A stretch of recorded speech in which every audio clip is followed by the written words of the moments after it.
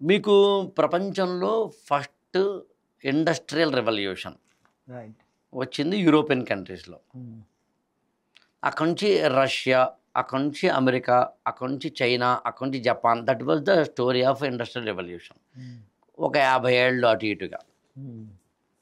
Industrial revolution అంటే ఏంటి? సింపుల్గా చెప్పండి. అంటే అంతకుముందు మనిషి తాను పనిచేసేవాడు, ఇప్పుడు యంత్రంతో పని చేయించడం. రైట్. ఓకే.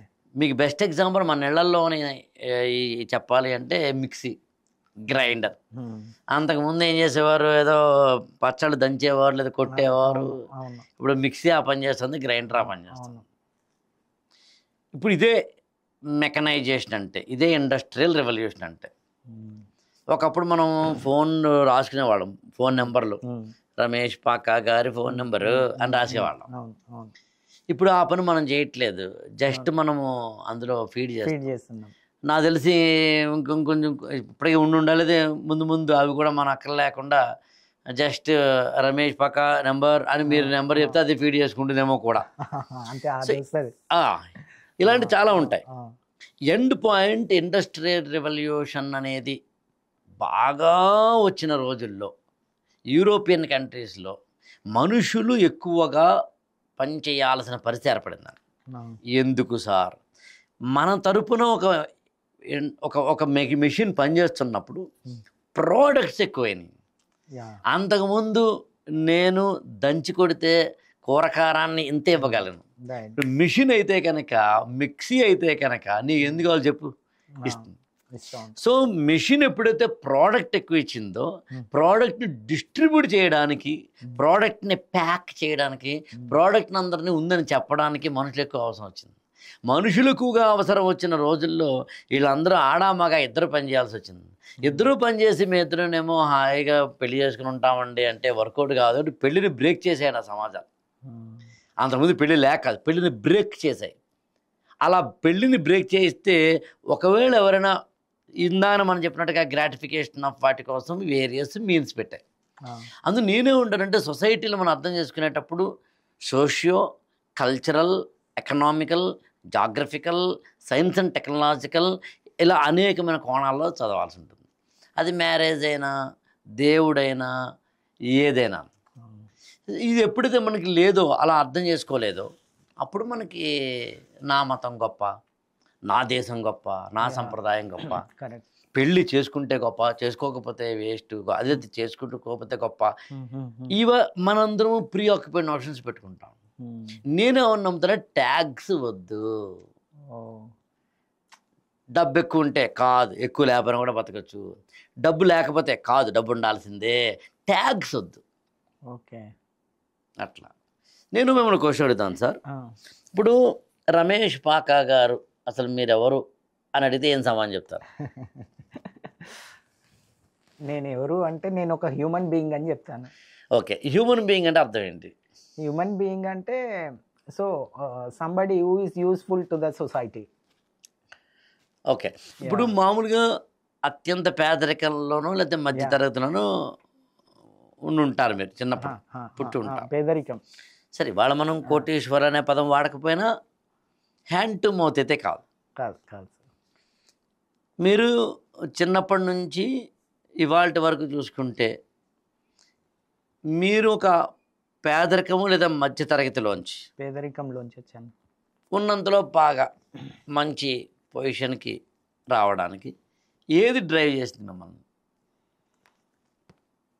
నేను పుట్టిన ఎన్వైరన్మెంట్ డ్రైవ్ చేసింది. ఇంకా పేదరికంలో పుట్టాను. సో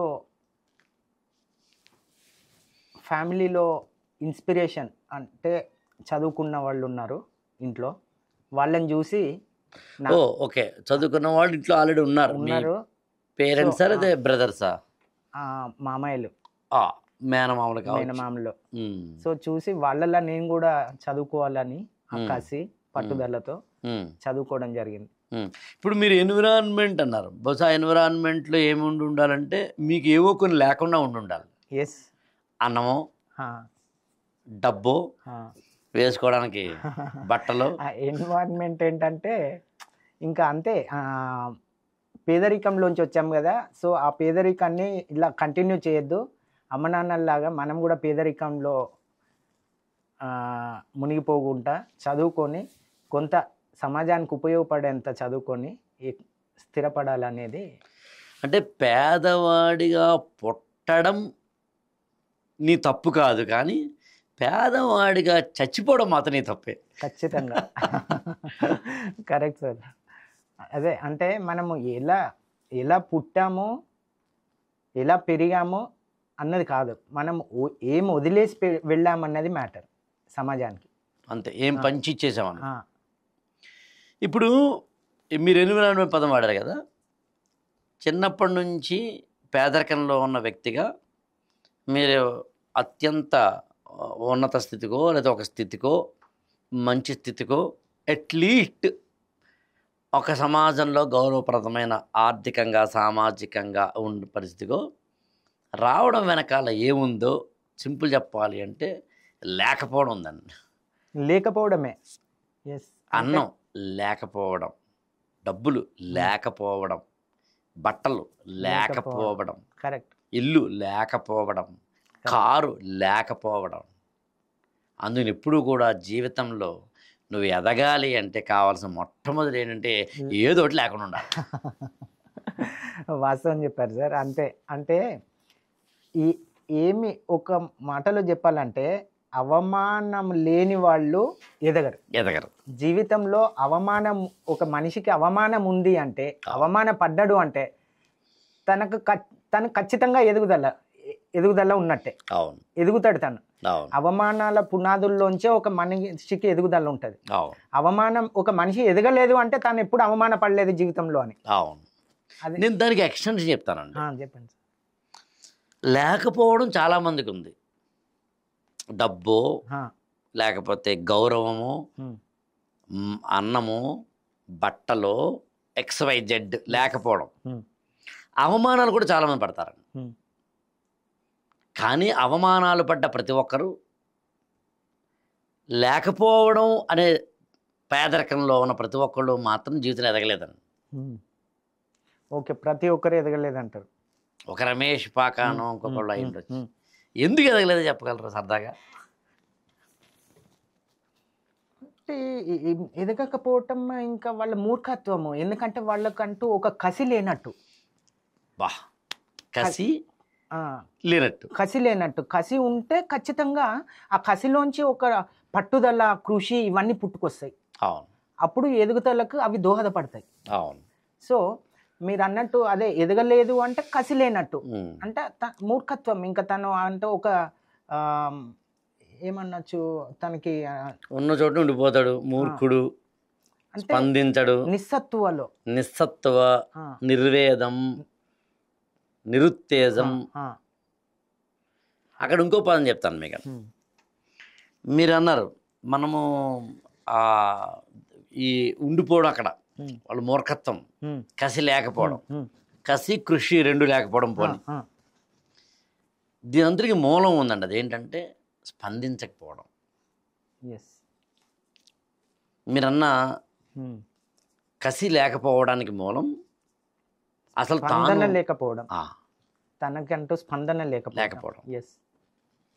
ఇప్పుడు చాలా జాగ్రత్తగా వినండి. మనుషులు రెండు రకాలండి. ఐ రిపీట్, మనుషులు రెండు రకాలండి. మనిషి కానివాడు.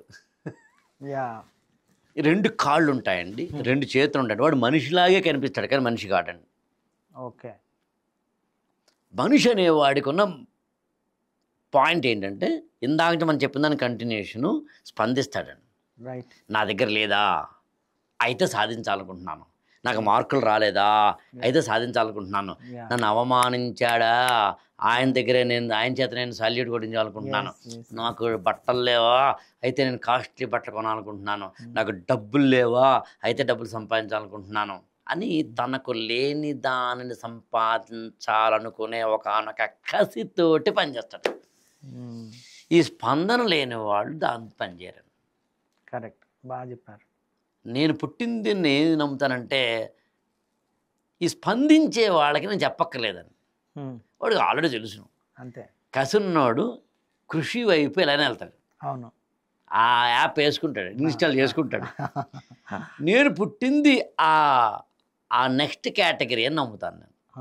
అంటే స్పందన లేని, స్పందన ఉంటుందని తెలియని, ఏసీ ఒకటి ఉంటుందని తెలియని, ఐఏఎస్ ఒకటి ఉంటుందని తెలియని, ఆరోగ్యం ఒకటి ఉంటుందని తెలియని, సిగరెట్ కాల్చడం కన్నా కాల్చకపోతే ఇంకా బాగుంటుందని తెలియని, మందు కొట్టడం కన్నా కొట్టకపోతే బాగుంటుందని ఇంకా తెలియని, దేవుడి కోసం మనం రోజంతా పూజలు ఏమీ చేయక్కర్లేదు, ఎవరికైనా కాస్త దాహం వేసిన వాళ్ళకి మంచినీళ్ళు ఇచ్చి, రోడ్డు దాటడానికి ఎవరినో ఒక ఆవిడకైనా కష్టపడిపోతుంటే కాస్త రోడ్డు దాటించి ఇచ్చేస్తే చాలు.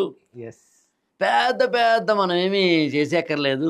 మనం చదివిన స్కూల్కి ఒక ఫ్యాన్, ఒక ఫ్యాను, ఏదో ఉంటాయి కంప్యూటర్, మనకు చేతనైనంత సమాజానికి ఉపయోగపడటం అంతే. ఏదో రకంగా